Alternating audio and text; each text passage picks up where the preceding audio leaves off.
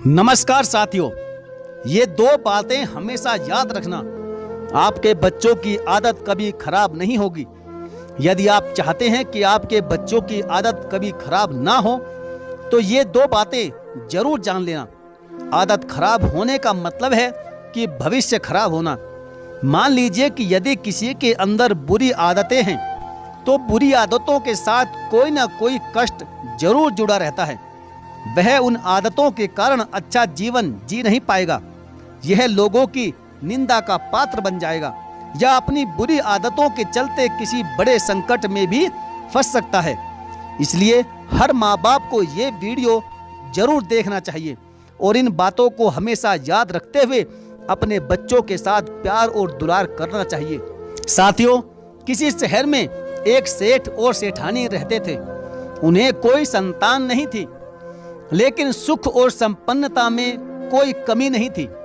अकेले रहकर बोर ना हो इसलिए उन्होंने एक गाय पाल रखी थी। उस गाय की देखभाल करने के लिए, उसे चारा पानी खिलाने के लिए उन्होंने एक नौकर को भी रख लिया था। नौकर रोजाना गाय को चारा खिलाता, पानी पिलाता, उसके नीचे साफ सफाई करता और उसका दूध निकालता और सेठ जी को देकर अपने घर वापस आ जाता। नौकर बड़े ही ईमानदारी से अपना काम करता था। साथियों, एक दिन सेठ और सेठानी के मन में तीर्थों में घूमने की प्रबल इच्छा प्रकट हुई तो उन्होंने अपने नौकर से कहा कि देखो, हम तीर्थों में भ्रमण के लिए जा रहे हैं। हमारे जाने के बाद गाय की अच्छे से देखभाल करना, उसे खूब खिलाना पिलाना और दूध निकाल कर अपने घर ले जाना और अपने बच्चों को पिला दिया करना। हम तीर्थों में जा रहे हैं, हो सकता है कि हमें वहां पर 1 महीने से ज्यादा का भी समय लग सकता है। ये लो, अपनी एडवांस मजदूरी के कुछ रुपए अपने पास रख लो। इतना कहकर सेठ और सेठानी तीर्थों में घूमने के लिए चले गए। उनके जाने के बाद नौकर समय से उठकर गाय को खिलाता पिलाता था, उसकी अच्छी तरह से खूब देखभाल करता था और उसका दूध निकालकर अपने घर ले जाता था। साथियों, आश्चर्य की बात तो यह थी कि नौकर उस दूध को कभी भी अपने बच्चों को पीने के लिए नहीं देता था, बल्कि उस दूध को ले जाकर वह अपने घर के आंगन में फैला देता था और गली मोहल्ले के कुत्ते और पिल्ले वहां आकर उस दूध को चाट चाट कर पी जाते थे। नौकर के इस तरह के व्यवहार से उसकी धर्म पत्नी बहुत नाराज हो गई और उससे बोली, अजी तुम्हें बिल्कुल भी अकल नहीं है। जब तुम दूध घर पर लाए तो उसे बच्चों को पीने के लिए क्यों नहीं दिया? ऐसा क्यों?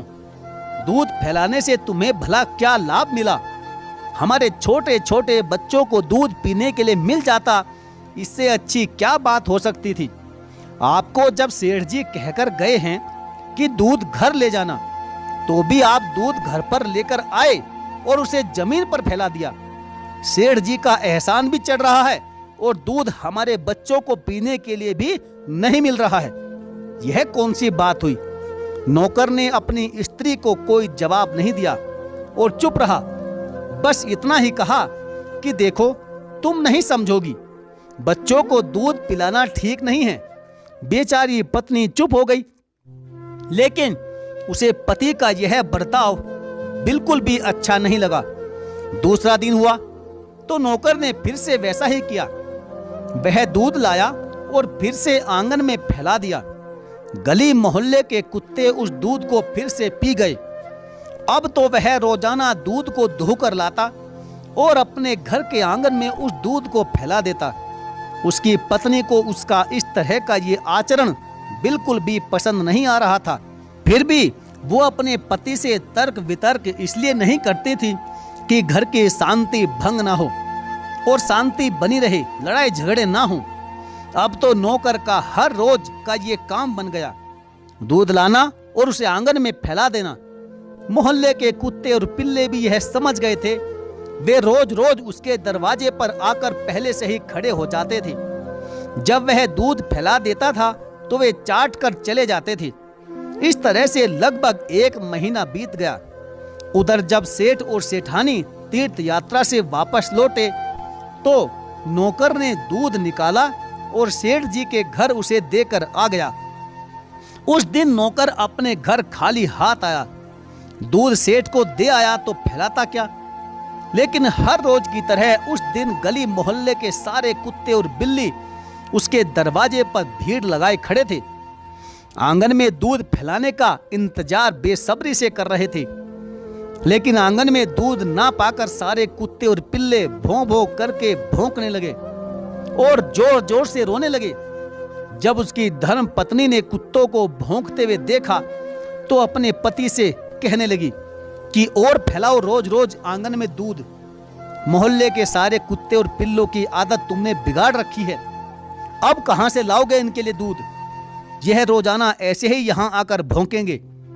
पति चुप रहा, उसने कुछ नहीं कहा। अब तो हर रोज कुत्ते उसके दरवाजे पर इकट्ठे होकर दूध नहीं मिलने पर भौंकते थे, रोते थे। रोज कुत्तों का भौंकना रोना सुनकर पत्नी पति को उल्टा सीधा सुनाती रहती थी।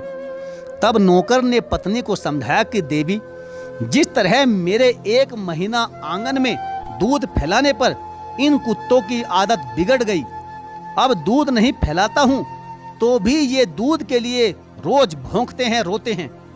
सोचो, यदि वह दूध मैं अपने बच्चों को देता रहता तो उनकी भी दूध पीने की आदत बन जाती, और सेठ के लौटने पर जब उन्हें दूध नहीं मिलता तो बच्चे तो मुझसे दूध मांगते ना, तब मैं इन्हें दूध कहां से लाकर देता। उस समय हमारे बच्चे भी इन कुत्तों और पिल्लों की तरह दूध के लिए रोते और बिलखते। नौकर की बात पत्नी की अच्छी तरह से समझ में आ चुकी थी। साथियों, कहते हैं कि शुरू में हम जैसी अपनी प्रवृत्ति बना लेते हैं, फिर हम उसके आदी हो जाते हैं। हमारी इच्छाएं भी उसी के अनुसार चलने लगती है। हम अपनी इच्छाओं को जैसा जैसा देते जाते हैं, वैसे वैसे रूप में वे ढलती जाती हैं। आप चाहे अच्छा करो या बुरा, लेकिन इच्छाओं को यह नहीं पता कि यह चीज अच्छी है या बुरी है। उसे तो बस भोगने से मतलब है, और भोगते भोगते उसे अपनी आदत में शामिल कर लेती है। अच्छे बुरे की पहचान करना तो बुद्धि और विवेक का काम है। जब बुद्धि और विवेक ने नहीं रोका तो उन्हें क्या पड़ी है, उनका काम है भोगना। साथियों, हर माँ बाप को चाहिए कि वह अपने बच्चों की आदत में वही चीज शामिल करे जो उनके स्वास्थ्य के लिए हानिकारक ना हो और उनके अच्छे भविष्य में किसी तरह की रुकावट ना बने। आपके बच्चे क्या करते हैं, क्या खाते हैं, कहां जाते हैं, क्या शौक रखते हैं, इस पर भी सदा नजर बनाए रखनी चाहिए, क्योंकि साथियों शौक में ही ये आदत बन जाती है, और वह हर आदत बुरी है जो आपके लिए कष्ट का कारण बने। बुरी आदतें आपके शरीर, आपके धन और आपके यश को नष्ट करती हैं। आपकी बुरी आदतों की वजह से ही घर में कलेश और लड़ाई झगड़े बनते हैं। समाज में भी आपकी बदनामी और बुराई होती है। जिन आदतों से आपको धन, पद और प्रतिष्ठा की हानि हो, उन्हें पहले से ही न बनने दें, और बन जाने पर वे फिर छूटती नहीं है। साथियों, हमारे तुम्हारे भीतर बनने वाली आदतें एक प्रकार की खेती के समान है, क्योंकि उन आदतों को हम स्वयं ही अपने अंदर बोते हैं। पहले तो शौक में, फिर वह धीरे धीरे आदत का रूप ले लेती है। एक कहावत है कि जैसा बीज बोओगे फल भी वैसा ही उसी की प्रजाति के अनुसार ही मिलेगा। ऐसा नहीं होगा कि आपने मिर्च लगाई और उस पर आम लगने लगे।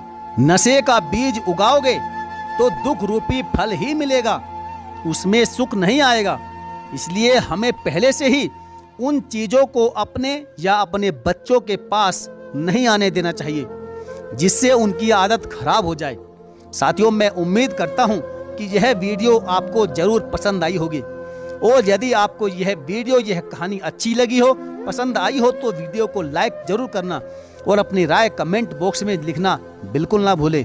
और यदि आप हमारे चैनल पर पहली बार हो तो चैनल को सब्सक्राइब करके बेल आइकन को प्रेस कर लेना। तो चलिए साथियों, मिलेंगे फिर और किसी दमदार वीडियो के साथ। तब तक के लिए धन्यवाद। जय हिंद।